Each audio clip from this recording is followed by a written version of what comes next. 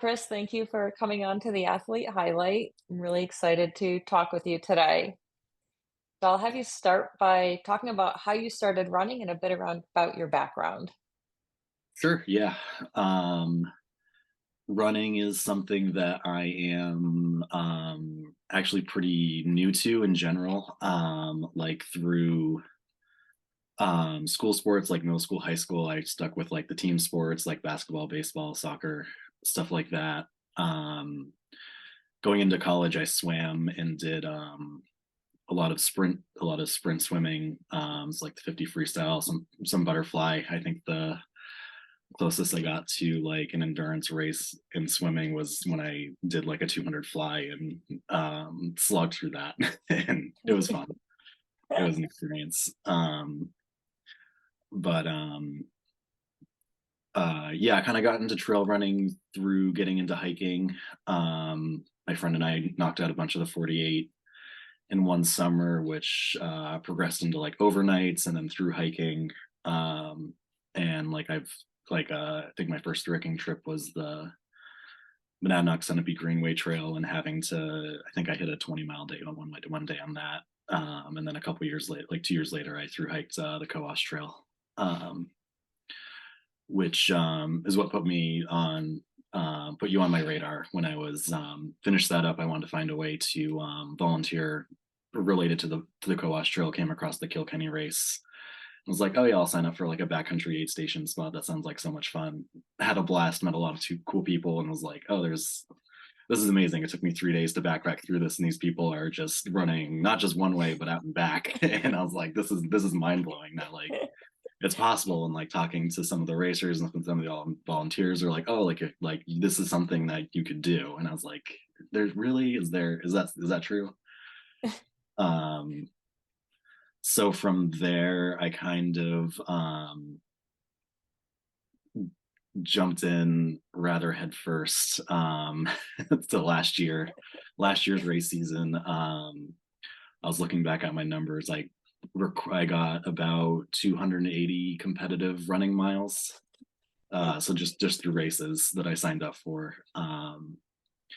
And that was like my first 50K at Big A, where I got last place, the trooper award for it, and that was fun. That was something I didn't even think I could get past 20, let alone a full 50K. Um, and got up to my biggest distance last year was 60 miles at Ghost Train.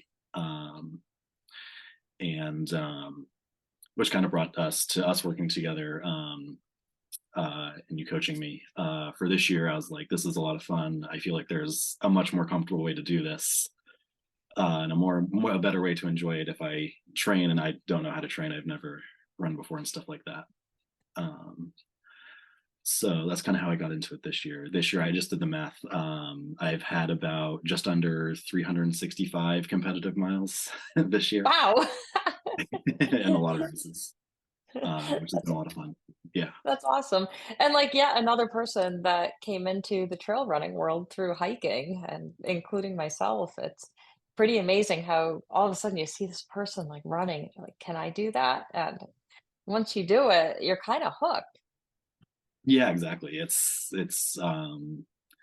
just such a fun experience to be able to move through the landscape at a quick pace. And I found it doesn't even sacrifice the amount of time I could get to spend appreciating what's around me. I Yeah. still enjoy the views. I still enjoy the trail, everything around me, even if I'm moving through it a lot quicker with only a only a running vest compared to my 30 pounds through hiking back. It's such a liberating transition.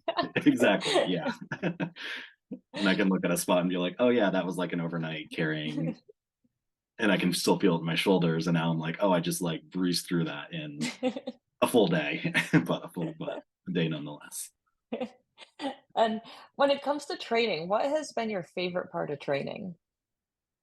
Um, I think just with learning to run training in general, just learning to really enjoy running and see it as a positive experience. And like a lot of in most of my team sports and experience with running before this, running was kind of much more of like punishment style. Like you're late to practice, you got to run laps. It sucks. I hate this. um, and so it's been really fun this past year, training and learning to enjoy it and see that like a 5 mile run is not um, seeing that like a 5 mile run is just a training run and not like this is going to knock me out for the next 3 days. And just yeah, see how my body does adapting to running and thriving. Yeah. And what kind of challenges did you face during training?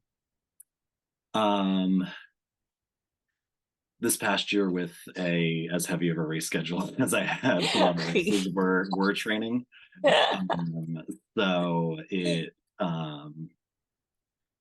was a big part of a lot of managing expectations was a big part of this past year. Yeah.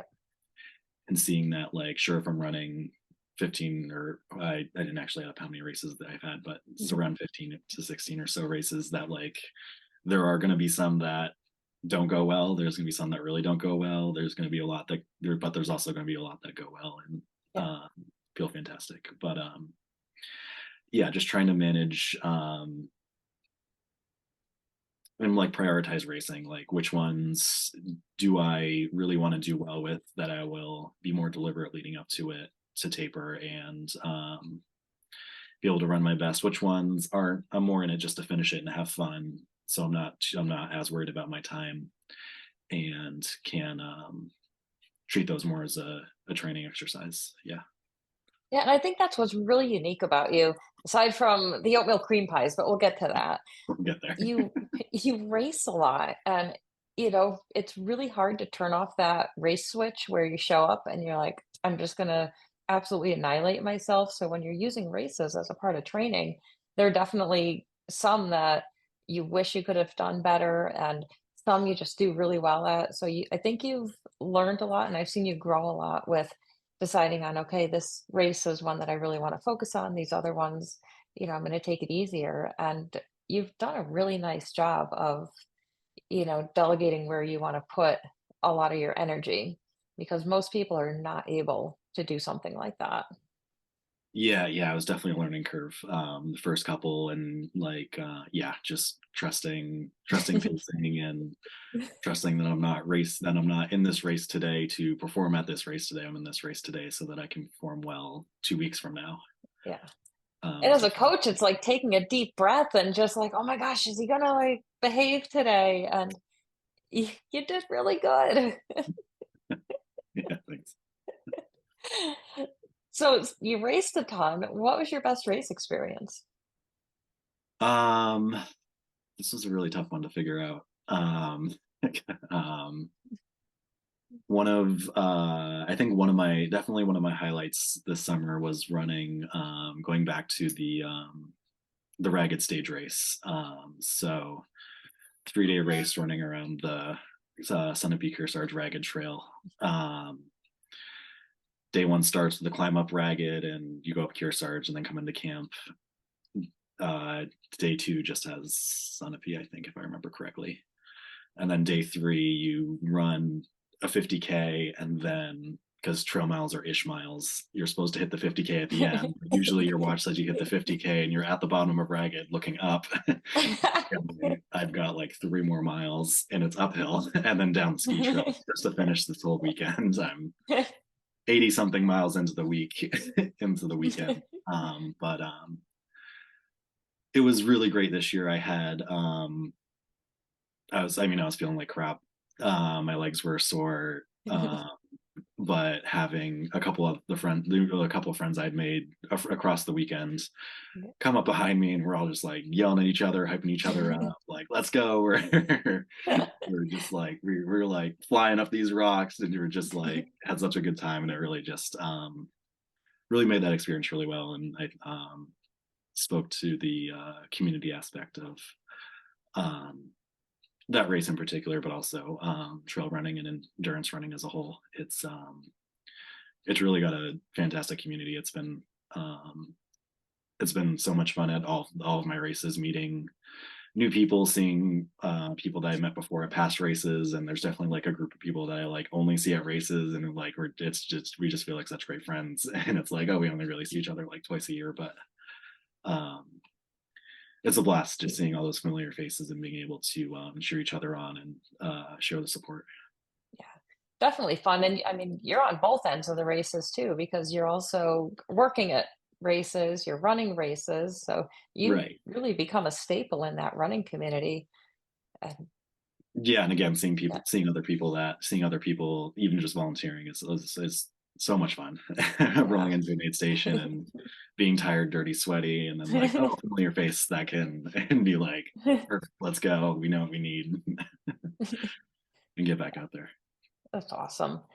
And what was your toughest training or racing experience? And when those tough times came, what were your voices saying in your head? Um, yeah. Um, I think in general, like tougher training experiences where just throughout the summer having as much rain as we did and motivating looking out the window and then having to motivate like, okay, like I'm supposed to get out for an hour today. It's pouring rain. Let's check the weather app. Oh, it's gonna pour rain for the next 4 hours and then it's gonna be dark. What do you mean 4 hours? The next 4 months. Yeah, exactly. Exactly.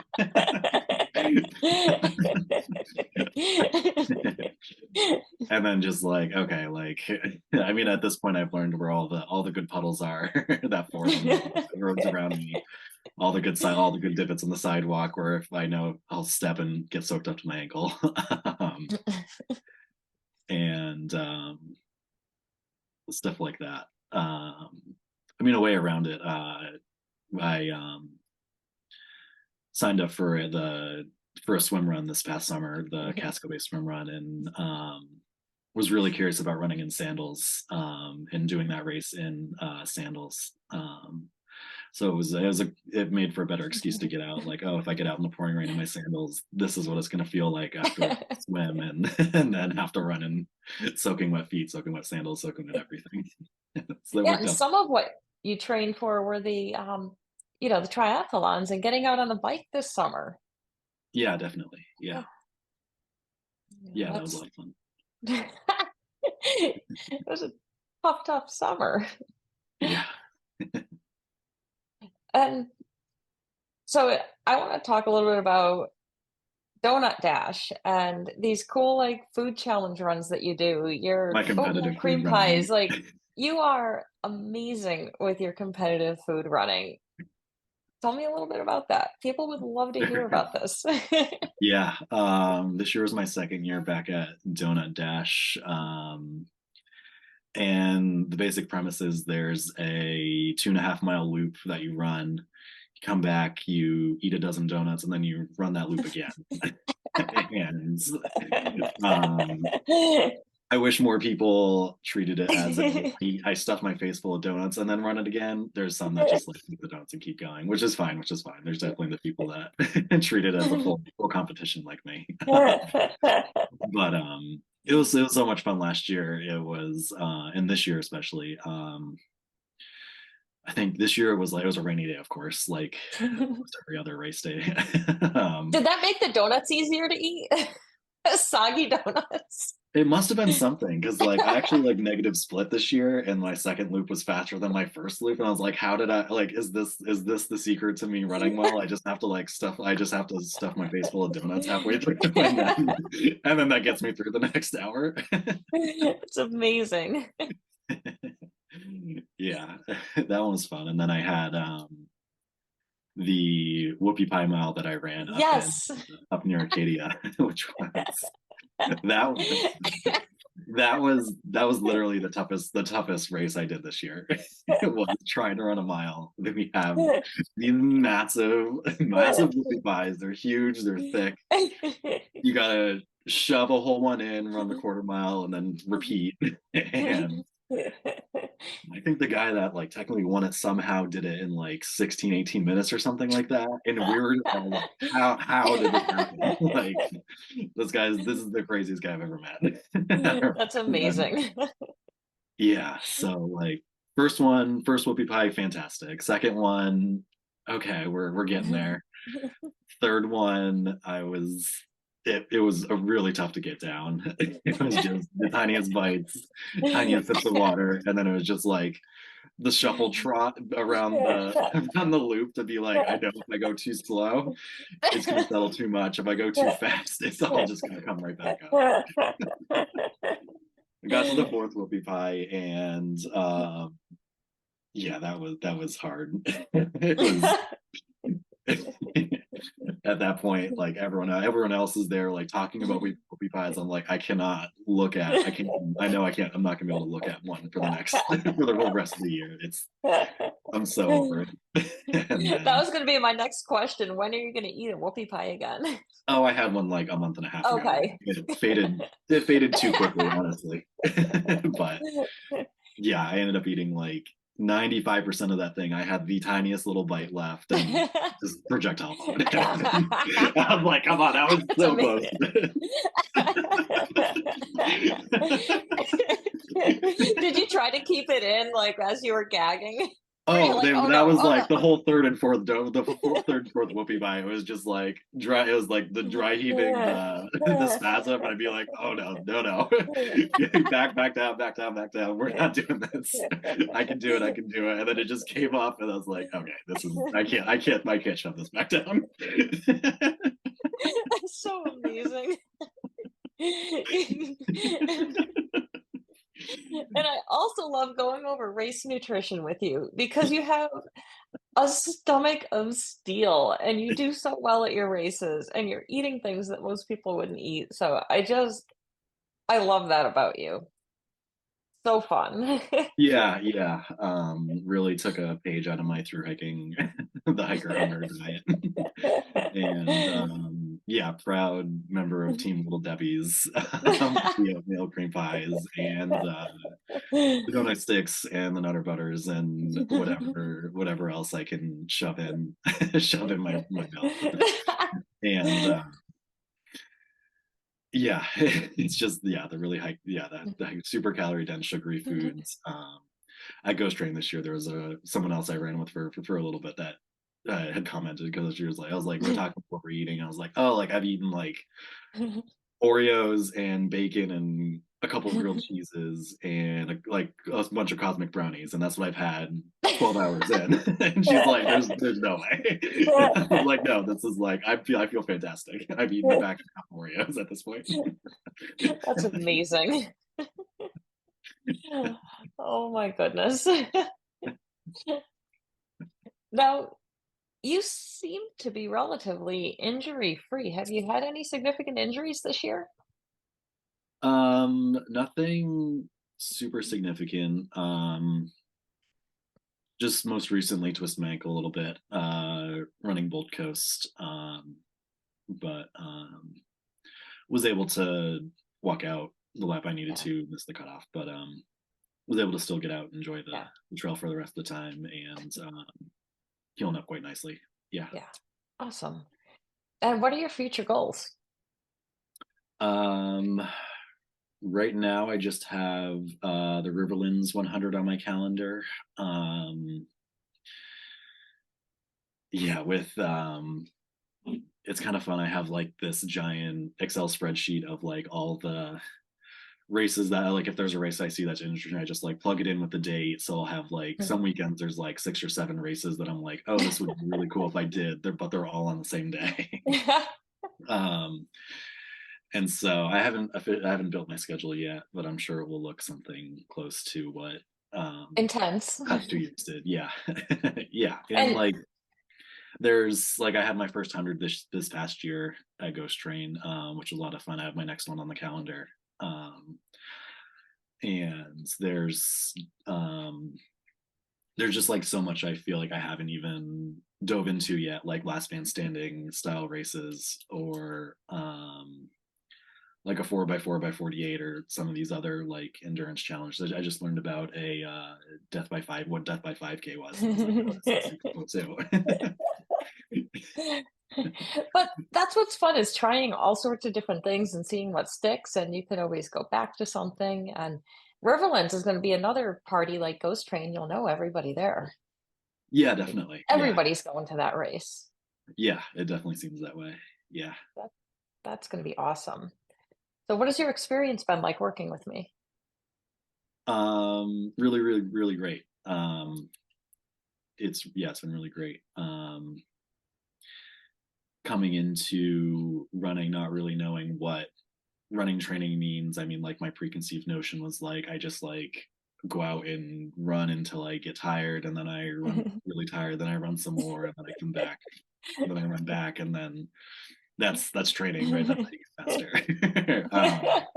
So it's been a lot of fun learning how to actually sustainably train in a way that that I don't hate running, and Yeah. it's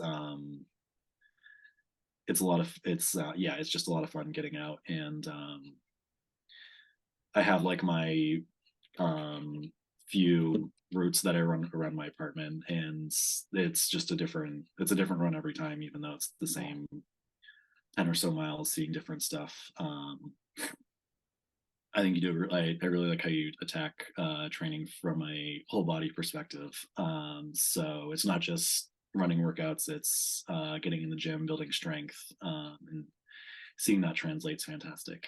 Um, Adding the mobility piece for injury prevention and just general um, and yeah, and seeing that translate to being on the trail and having to put my body in ridiculous positions to climb over ridiculous rocks and and Welcome to chimneys the White and Mountains. exactly, yeah. And like being like, oh, okay, this doesn't have to hurt as much as it does. um, and then yeah, and tackling the mental side of things too, Yeah, having the journaling prompts and the different foci and stuff like that. Working mindfulness back in to my routine has been really great.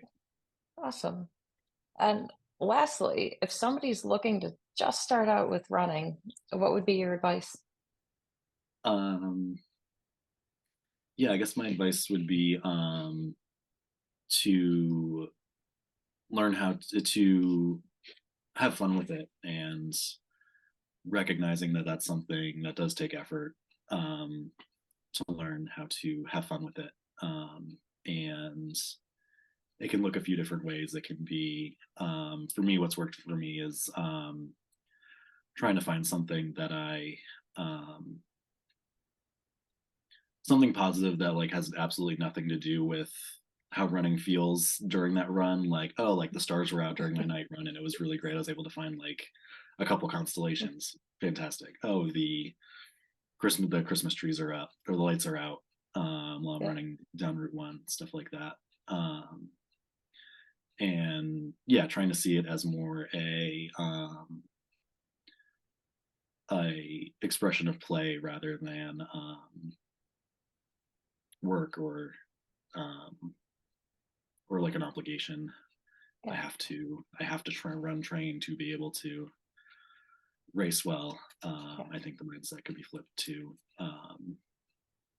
I enjoy getting out to run, so that leads me to have better race experiences. Yeah. And the expression of play is just that you just nailed it right there. That's exactly what it needs to be because we were meant to play and run around and have fun. And, yes, there are days where you push yourself a little bit harder on a run, but in the end, it's, that scary set of eyes in the woods or the beautiful lights on the trees, or like you said, looking up at the sky and seeing all the stars, taking Yeah, notice of everything around you. yeah, yeah, for sure. Awesome. Well, thank you so much, Chris. I think you had a lot to share and a lot of good laughs. And again, thank you so much.